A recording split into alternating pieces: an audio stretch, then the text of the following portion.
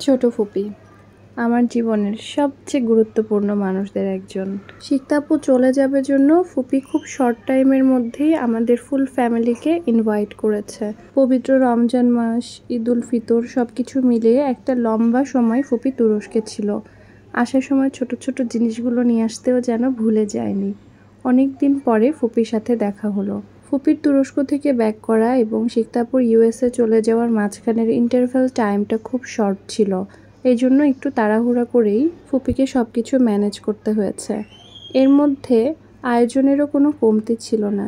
এটা কিন্তু আমরা সবাই খুব ভালোভাবেই জানি যে এর উপরে ফুপির কী পরিমাণ এফোর্ট দিতে হয়েছে। তারপরেও যেন ফুপির কোনো বিরক্তি নেই, নেই কোনো অভিযোগ, নেই কোনো অভিমান। এই যে আমরা এতগুলো মানুষ সবাই মিলে একসাথে যাতে গেট টুগেদার করতে পারি, সেটার জন্যই ফুপির যেন রাত দিনের পরিশ্রম। সেজন্য আমিও আজকে বাবুকে নিয়েই চলে গেলাম ফুপির বাসায়। দুজনের আব্বুর আজকে ডিউটি ছিল, অনেক প্রেশার ছিল, সেজন্য ও যেতে পারেনি। দাদির সাথেও দেখা হয়ে গেল। নিরিবিলি দাদি আর দুজনা কিছু একা সময় কাটাচ্ছিল। আর আমরা সব ভাই বোনেরা এক ফাঁকে ছবি তুলে নিলাম।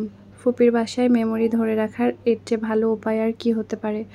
খুব রিসেন্টলি ইনশাল্লাহ ফুপি নতুন বাসায় শিফট হবে। এই বাসায় আমার অনেক স্মৃতি। একদম ছোটবেলা মেডিকেলে পড়ার সময় থেকে ছুটি পেলেই আমি ফুপির কাছে ছুটে আসতাম। ফুপি যখন নতুন বাসায় শিফট হবে আমি তখন এই বাসাটা খুব মিস করব। বাপ্পি ফুপির সাথেও দেখা হয়ে গেল। ফুপি যেহেতু রাজশাহীতে থাকে, অনেক দিন পর পর ফুপির সাথে দেখা করার সৌভাগ্য হয় আমার। এদিকে শিক্তাপুর একদিন পরে ফ্লাইট, সেজন্য আপুর খুব মন খারাপ। মিমাপুরও খুব মন খারাপ। শিক্তাপু চলে গেলে সবচেয়ে বেশি একা হয়ে যায় মিমাপু। ফুপির বাসার এই জায়গাটা হচ্ছে আমার সবচেয়ে পছন্দের জায়গা, ফুপির বেডরুমের মিরর। শখানেক ছবি তো আমি এখানে তুলেই নিয়েছি। সব মিলিয়ে আয়নার মধ্যে নিজের স্মৃতিচারণ করা। বিয়ের আগে আর বিয়ের পরে মেয়েদের জীবনে কতটা পার্থক্য। এই জায়গাতেই আগে এসেছি, খেলেছি, বড় হয়েছি, কই কখনো তো কাউকে মিস করিনি। আজকে যেন সবার মাঝে ডাইনিং টেবিলে এবং প্রতিটা জায়গায় বরকে ভীষণ মিস করছি। ও বলেছে খুব শীঘ্রই ছোট ফুপির বাসায় গিয়ে ফুপির সাথে আবার দেখা করে আসবে। ফুপির নিজের হাতে খুব যত্ন করে বানানো পুডিংটা আমাদের জন্য সবসময় স্পেশাল আইটেম। এইদিকে আমার দুজানা বাবু ঘুমিয়ে গেছে। জুনাইরা বাবুকে সবচেয়ে বেশি সময় দেয়, ইভেন ও ঘুমিয়ে গেলেও পাশে বসে থাকে। একদম ঠিক আপন বড় বোনের মতো করে দুজনাকে আগলায় রাখে।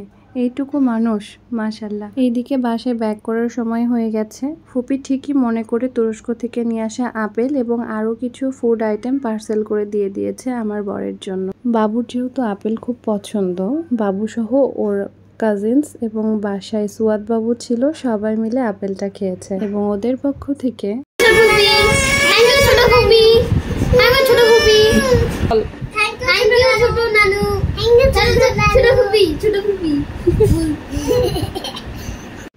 সো থ্যাংক ইউ ছোট ফুপি অ্যান্ড ছোট ফুপা।